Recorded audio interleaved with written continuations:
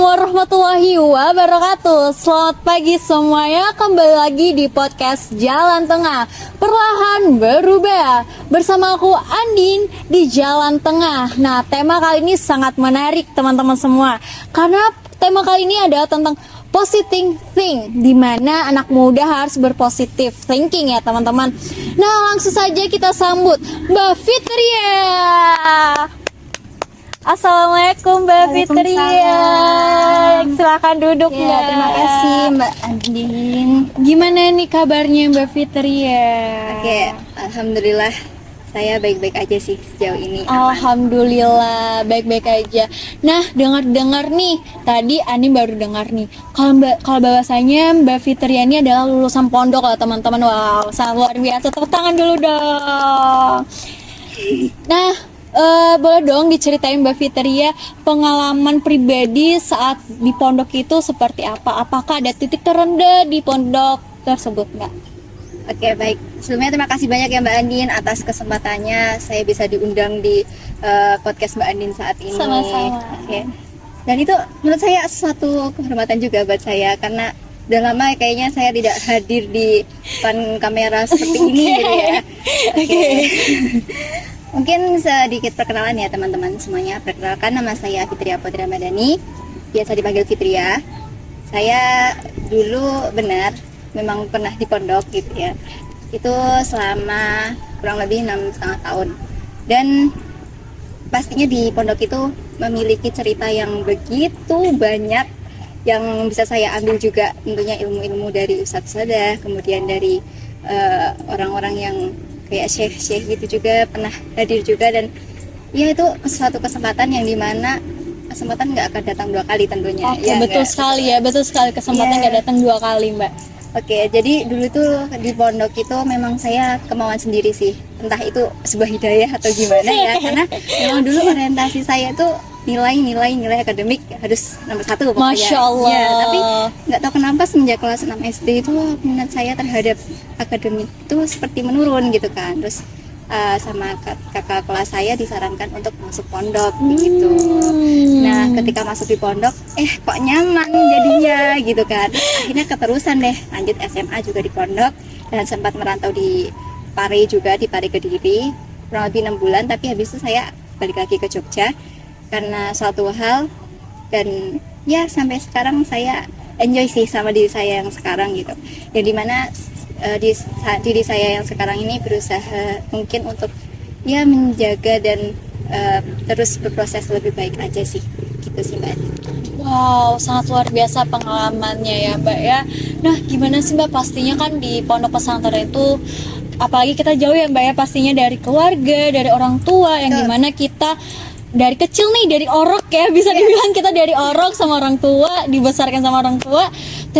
Pas kita udah besar, kita di pondok pesantren yang dimana jauh banget, nggak bisa merasakan masakan orang tua lagi. Bener banget, Mbak. Nah, itu gimana sih Mbak? Ada nggak sih rasa nangisnya, kangennya, terus titik terendahnya tuh seperti apa sih Mbak? Kan biasanya kan banyak nih orang-orang titik terendahnya kan berbeda-beda. Nah, kalau Mbak Fitria ini seperti apa titik terendahnya? Oke, titik terendah saya selama di pondok pesantren itu, ya kalau misalkan ada masalah kita nggak bisa langsung cerita ke orang tua, dan kita menahan itu, ya paling nangis di kamar mandi. Itu adalah sesuatu yang paling menyakitkan ya. Jadi tempat kamar mandi adalah pelampiasan paling enak kayaknya, karena ini kan tinggal nyalain keran air, dikencengin, nah kita nangis tuh, kita nangis aja gitu kan, karena nggak ada yang dengerin dan nggak ada yang lihat gitu. Kalau ada yang lihat kan kayak malu gitu sih gitu. Jadi kayak ya itulah dunia pondok ketika saya menghadapi suatu permasalahan atau apapun, ya sebisa mungkin saya menyelesaikannya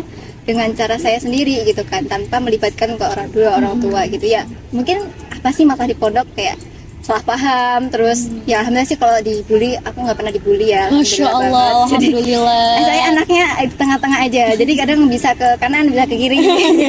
Jadi nggak terlalu yang lurus karena kalau terlalu lurus hidup saya tidak berwarna. Betul gitu. sekali. Jadi betul. kadang kita harus bisa merasakan nikmatnya kita itu ada di jalan yang kanan, kadang juga bisa sih tipis-tipis saja ke kiri tapi jangan sampai kebablasan gitu. Okay. Nah, jadi mungkin ya tadi titik terendah saya tuh sebisa mungkin menyembunyikan permasalahan hidup saya di pondok itu sendiri gitu. Maksudnya biar orang tua itu juga nggak khawatir kan sama kita, kecuali kalau memang hal itu udah benar-benar emang harus di ranah orang tua juga harus tahu gitu.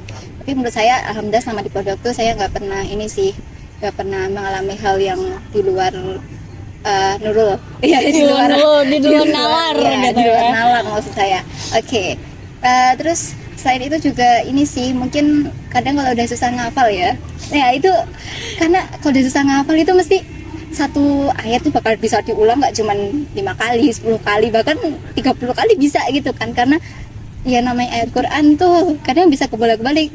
Ketika kita hafal di baris pertama, ayat pertama, ya udah selesai, lanjut ke ayat yang kedua gitu kan. Nanti kalau misal lupa yang pertama juga harus ulang lagi, jadi kayak nggak selesai itu satu halaman gitu loh. Jadi itu pernah saya sampai setoran nangis itu gara-gara satu halaman itu gak lancar-lancar, dan saudara saya juga bilang nggak apa-apa, berarti ini tandanya Allah sayang sama kamu begitu. Jadi kayak ya mungkin ketika aku merasa futur, kayak aku lagi rendah banget nih imannya gitu kan, ya itu sama saya langsung diingatin gitu kan, ya mungkin ada sedikit dosa yang kamu lakukan, dan jadi itu membuat kamu jadi terhalang gitu loh jalan kebaikannya gitu. Jadi mungkin Allah itu pengen negur kamu, tapi ya lewat ini gitu kan. Jadi setelah itu saya bisa introspeksi diri gitu.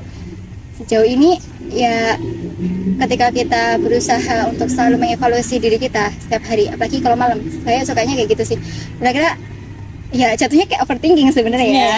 Tapi ya itu adalah cara gimana kita itu bisa tahu sebenarnya hari ini tuh kita udah ngelakuin apa aja sih. Mungkin kita juga pernah salah sama orang, terus kita punya perbuatan yang baik, gimana kita itu bisa terus terngiang-ngiang gitu loh, kayak wah ternyata enak ya kalau berbuat baik sama orang sekecil apapun itu ya. Nah jadi kayak ya itu bisa membuat hiburan sih ketika saya berada di titik terendah hidup saya begitu. Wow, sangat luar biasa titik terendah. Anin jadi langsung terenyuh nih Mbak. Iya. Karena jujur ya Mbak ya, Iya. dulu Anin punya teman, dia juga lulusan pondok, Oh iya. tapi titik terendahnya yaitu tadi yang Mbak Fitria, nggak jauh-jauh dari ceritanya Mbak Fitria, dia juga nangis karena cuma satu ayat itu, yang dimana apalagi yang ada 2 ayat yang sama hampir mirip Iya, mungkin ya, mirip. hampir mirip, jadi Biasanya kebolak-balik gitu. gitu Iya. kan, dia nangis banget, dia kaja-kaja sampai dia kayak udah nyerah gitu. Nah jadi kayak ya udah jalanin saja aja, gitu gitu. kan ya, karena mau gimana lagi ya Mbak ya, karena kita udah berada di posisi seperti ini gitu kan, Iya, udah mau terlanjur memilih. iya udah terlanjur memilih, apapun yang kita pilih tuh ini ya harus konsisten Harus sama terima kehidupan semua konsekuensinya. ya harus terima gitu kan. Nah satu lagi nih Mbak, pertanyaan saya, gimana sih Mbak bisa fokus dalam masa menghadapi masalah-masalah yang ada di pondok? Apalagi nih banyak sekali nih masa-masa di pondok. Nah, gimana tuh Mbak Fitria untuk fokus dengan hafalan tapi masih banyak nih ada masalah-masalah ABC-nya nih, gimana tuh untuk fokus ya tuh Mbak? Betul sekali. Dan itu memang relate juga ya sama saya yang sekarang gitu kan. Ketika ada masalah, gimana sih kita tetap fokus sama yang harus kita kerjain gitu kan. Nah itu biasanya kalau bisa sih sebisa mungkin kita tuh punya skala prioritas ya. Jadi kita tuh mau nyelesain permasalahan kita tuh dari yang mana dulu, mau nyelesain kegiatan kita tuh dari yang mana dulu gitu, biar kita tuh fokus.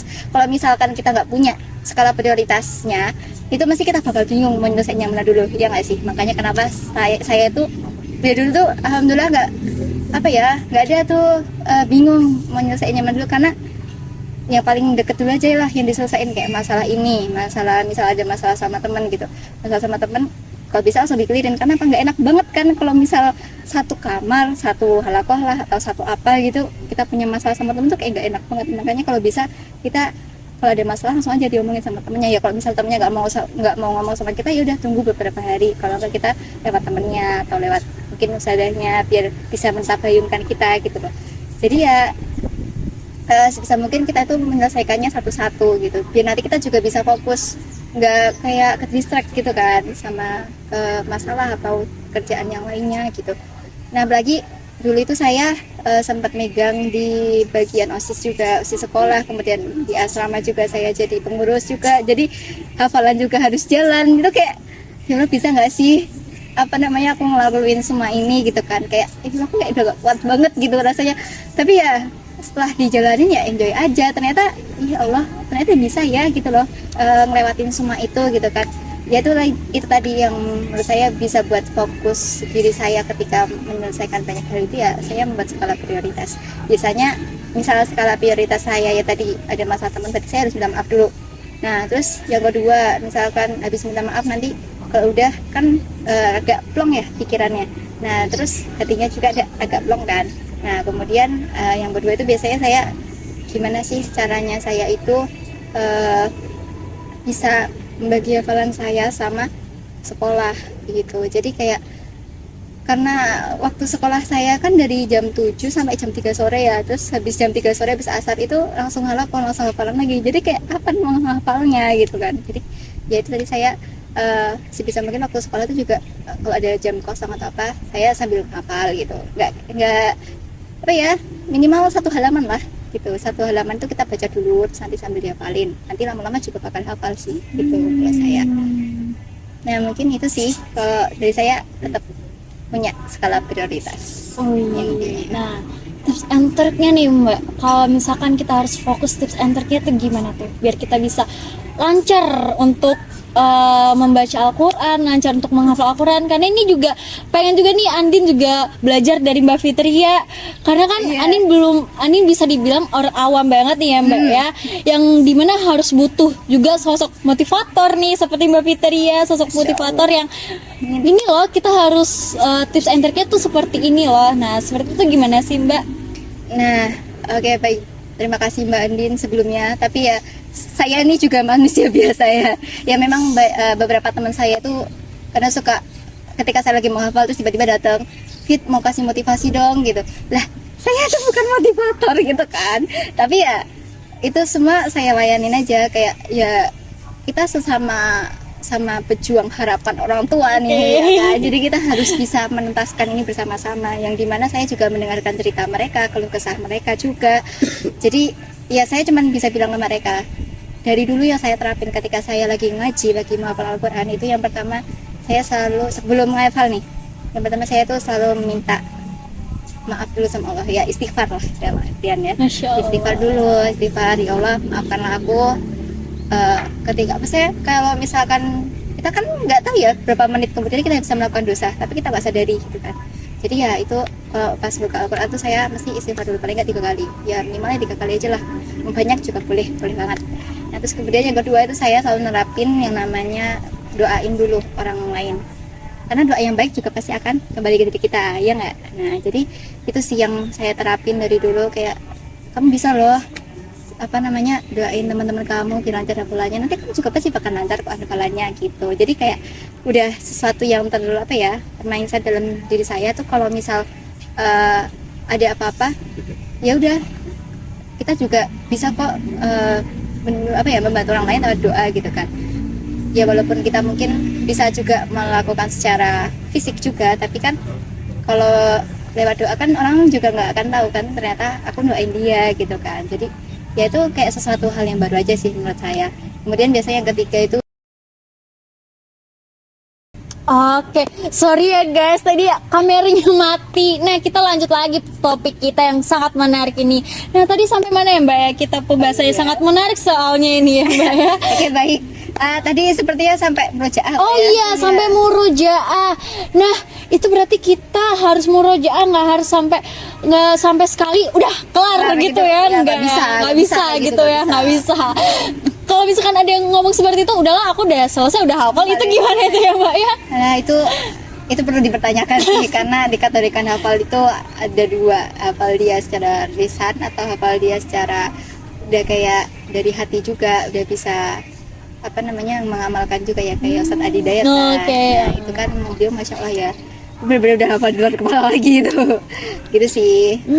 Nah, membahas tentang tadi murojaah. Sekarang ini gimana sih Mbak? Misalkan tadi Mbak kan bilang konsisten. Kita harus murojaah tuh harus konsisten biar kita cepat hafal dan hafal gitu ya Mbak ya. Nah, apakah ada pengalaman nih Mbak, entah dari keluarga, lingkungan, atau pengalaman pribadi yang dimana keluar dari pondok, apakah memang konsisten terhadap diri dia bahwa saya oke, aku lulusan dari pondok, aku harus seperti, atau aku lulusan pondok ya udahlah suka-suka aku gitu loh, kan ada tuh biasanya yang kayak gitu ya kan Mbak, lulusan pondok kayak merasa dia dikengkang, jadi akhirnya dia malah ke bawah arus, yang dimana yang harusnya dia tuh di sini malah dia tuh ke menyeleneng agamanya gitu. Nah itu gimana tuh Mbak menurut Mbak Fitri? Nah, menurut saya itu yang sekarang ya, realitanya aja deh, kita gak perlu apa ya, tutup mata lah. Berarti udah banyak ya yang udah merasa keluar pondok itu menemukan jati diri yang baru. Ya aku sekarang ya dengan diri versi aku yang sekarang, nggak usah disama-samain waktu aku di pondok gitu ya, jelas beda. Ya emang beda, jelas beda ya. Karena ya dimana di pondok kita juga tahu pasti yang namanya kekangan, aturan dan lain-lain. Tapi kan kalau udah keluar dari pondok kita nggak terkekang lagi, kita nggak terikat aturan lagi. Jadi ya itu yang tahu ya cuma diri kita sendiri, kita arah tujuan hidupnya mau dibawa kemana, terus diri kita nantinya mau dibawa ke versi yang seperti apa, itu kan yang tahu diri kita sendiri. Nah apalagi murojaah ya Mbak, yang dimana sekarang itu kalau murojaah sepertinya dengan tugas kuliah, dengan adanya pekerjaan atau apalah itu, biasanya orang tuh sering mengesampingkan yang namanya murojaah. Ya setidaknya pun kalau misal kita sibuk banget satu hari, seenggaknya kita tetap ada tilawah minimal 1/4 atau 5 halaman, itu udah minimal banget. Itu paling ya Allah, itu harusnya nggak standar buat ini sih, standar kita murojaah, karena ya yang namanya murojaah itu paling nggak kita bisa mengulang itu 1 jusan. Tapi ya kembali lagi sih ke kemampuan diri masing-masing, karena yang tahu porsi kemampuan kita juga diri kita ya. Tapi seenggaknya kita itu ada niat untuk menjaga Al-Quran itu agar tetap tidak hilang dalam diri kita, seperti itu sih. Apalagi sekarang musuhnya adalah media sosial. Itu adalah musuh nomor 1 para penghafal Al-Quran biasanya, seperti itu. Dan jujur diri saya sendiri pun merasa kayak ketika ada media sosial itu rasanya untuk murojaah itu ya Allah harus benar-benar, kalau nggak ingat karena tanggung jawabnya di akhirat bakal besar, ya mungkin saya juga bakal terlena begitu. Nah itu kembali ke orangnya masing-masing sih, tapi setidaknya jangan lupa untuk tetap murojaah apapun dan dimanapun kamu berada gitu. Masya Allah, ini sangat luar biasa sekali ilmunya bagi Andin dan buat kita semua, karena Andin jujur aja sangat senang banget topik kali ini gitu loh. Iya, karena saya relate dengan kehidupan Andin, yang dimana Andin tuh kan butuh sosok yang motivator. Pas banget ada Mbak Fitria yang sangat motivator ini. Amin. Masya Allah, semoga ilmunya bermanfaat, semoga berkah selalu ya Mbak ya. Amin. Nah, gimana nih sobat? Sudah sangat menarik sekali topik kali ini. So stay tune, jangan lupa di like and di subscribe dan di share ke teman-teman semua. Jangan lupa saksikan Jalan Tengah Perlahan Berubah. See you the next time.